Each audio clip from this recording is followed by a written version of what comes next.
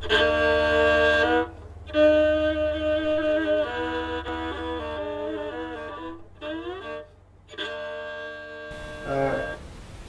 ceritanya nanti kan ada Empu Sindok memberikan atau membangunkan Tugu Kemenangan. Iya, Itu Tugu Kemenangan. Itu kenapa kok diberi Tugu Kemenangan? Ya, pada saat Empu Sindok dalam kondisi sudah terdesak, tidak mempunyai kekuatan, tidak prajuritnya mungkin juga terbatas, terus dia harus menyelamatkan kerajaan dan sebagainya. Sedangkan dia tetap dikejar-kejar oleh musuh. Akhirnya dia terkejar,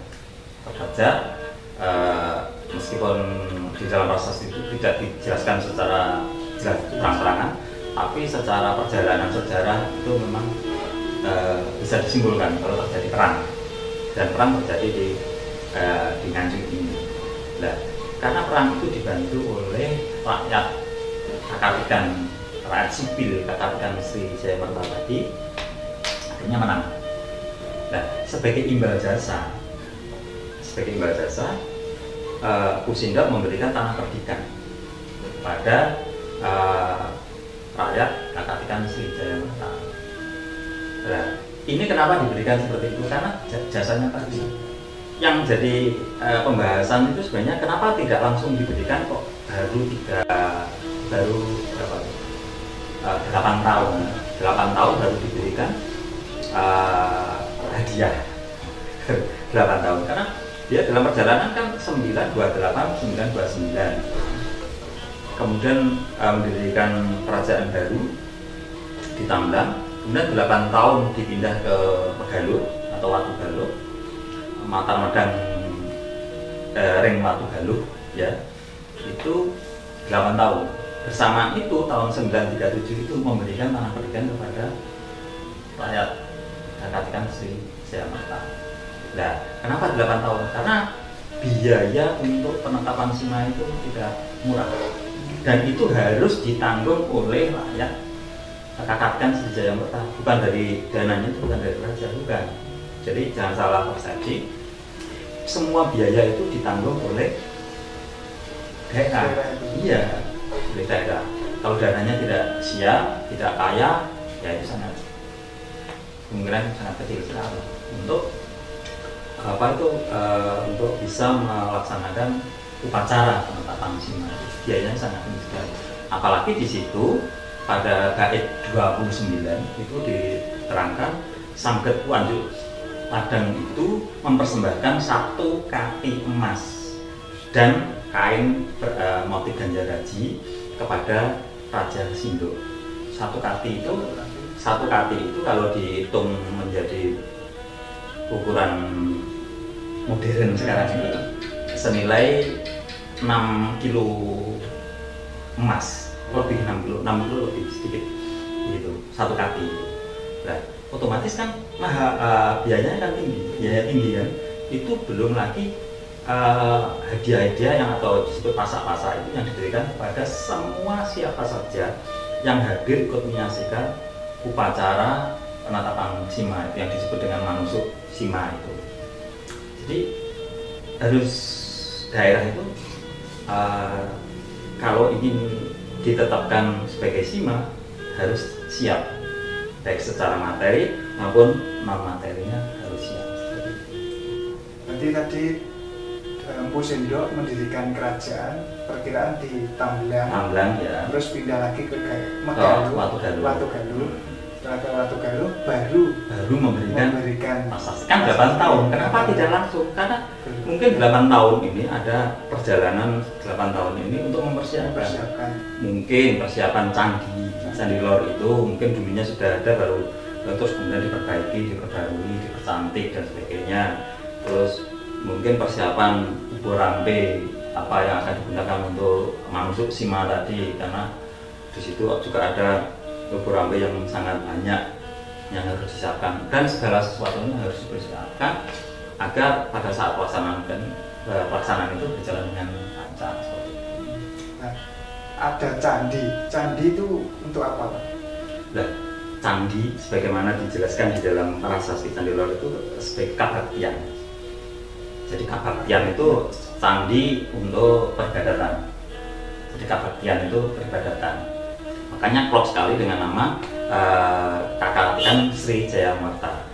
Perkiraan saya visualisasinya dari Dewa Siwa tadi adalah Candi Lor itu, karena itu sebagai tempat untuk peribadatan. Jadi orang beribadah menuju candi itu, karena di situ juga dinamakan Sri Jaya Merta, itu bangun candi.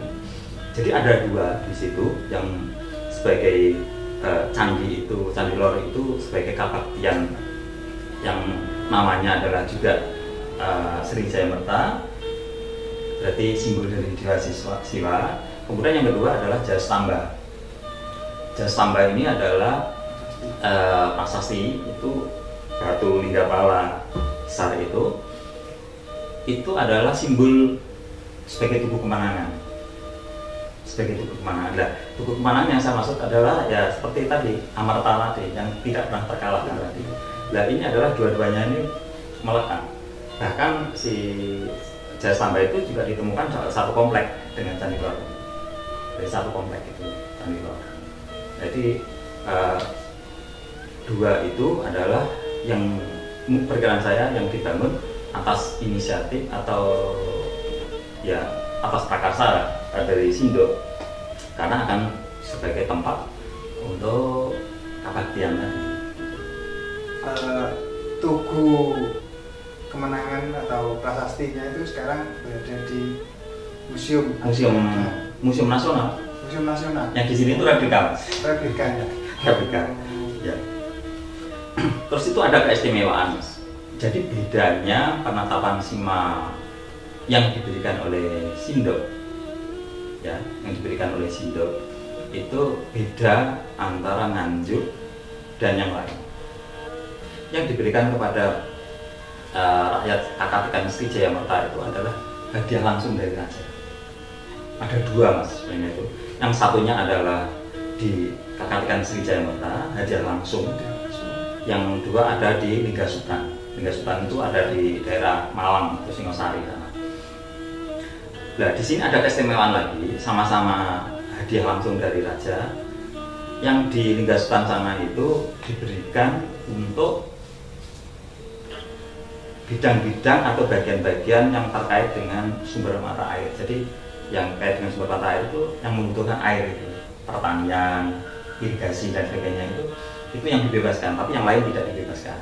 Tetapi di Nganjuk semua, baik jasa, baik itu usaha, baik itu jabatan ataupun bumi dan lain sebagainya yang ada itu semua dibebaskan. Tetapi ingat, bebas yang dimaksud ini tidak bebas murni 100% enggak. Tetap sebenarnya tetap membayar pajak, sebelumnya itu disetorkan langsung ke negara kerajaan, tapi di sini dikelola oleh daerah, dibagi tiga. Satu bagian untuk daerah setempat, berarti untuk Kakatikan Sri Jaya Merta, satu bagian hasil dari pajak nanti, Mas. Terus satu bagian untuk menyokong bangunan candi, yang satu bagian baru disetor ke kerajaan. Jadi jangan salah, 100% nggak bisa negara bangkrut. Negara bangkrut seperti itu. Ini keistimewaannya yang di penatapan Sima yang diberikan kepada rakyat Kakatikan Sri Jaya Merta. Nah, yang lain bagaimana? Yang lain itu berdasarkan pengajuan. Jadi warga atau masyarakat dari desa tertentu itu mengajukan kepada raja. Jadi bawa proposal kepada raja memohon supaya tanahnya itu dibebaskan dari kewajiban membayar pajak. Misal di sini tuh ada di Hering ya, Pujon Manis, Tanjung Anom itu bukan pemberian langsung dari raja enggak. Jadi di situ ada Sangget Po Marganung, itu dia membeli tanah, ya, membeli tanah, kemudian tanah itu dibangun wihara Wihantan karena biaya untuk Wihantan ini sangat tinggi, biaya untuk pemujaan itu sangat tinggi, dia minta supaya dibebaskan dari membayar pajak. Itu yang digering dan lain sebagainya seperti itu. Tapi dengan itu tidak, itu keistimewanya yang ada di